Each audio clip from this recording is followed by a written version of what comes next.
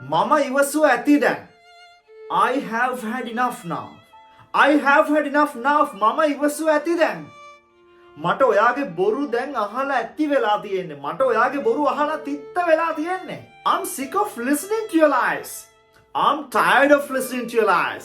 මට ඔයාගේ බොරු අහලා දැන් ඇති වෙලා තියෙන්නේ. මම ඔයාගේ වචන විශ්වාස කරන්නේ. I don't buy your words. I don't buy your words. මම ඔයාගේ වචන විශ්වාස කරන්නේ. මට තව දුරටත් මේක කරන්න බෑ. I can't take this anymore.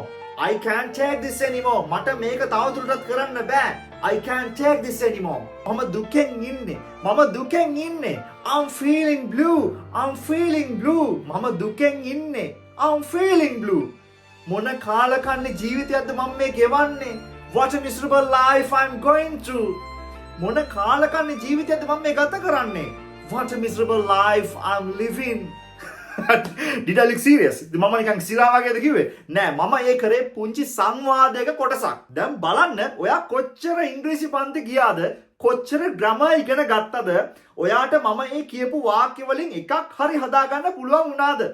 ඉතින් ඔන්නෝකයි ප්‍රශ්නේ. ඔයා කොච්චර ඉංග්‍රීසි පන්ති ගියත් කොච්චර ග්‍රැමර් ඉගෙන ගත්තත් මේ වගේ රියල් ලයිෆ් කන්වර්සේෂන් එකක් ඉංග්‍රීසි වලින් කතා කරගන්න බෑ. ඉතින් මේ වගේ රියල් ලයිෆ් කන්වර්සේෂන් ඉංග්‍රීසි කතා කරනවා නම් ඔයාට අනිවාර්යෙන් අපේ පන්තියට සම්බන්ධ වෙන්නම වෙනවා. මොකද ඔයා වෙන කොහේ කොච්චර ඉංග්‍රීසි පන්ති ගියත් මේ රියල් ලයිෆ් කන්වර්සේෂන් ඉංග්‍රීසි කවදාවත් ඔයාට ඉගෙන ගන්න කතා කරන්න ලැබෙන්නේ නැහැ. ඉතින් ඔයාලට පුළුවන් අපේ පන්තියට සම්බන්ධ වෙන්න.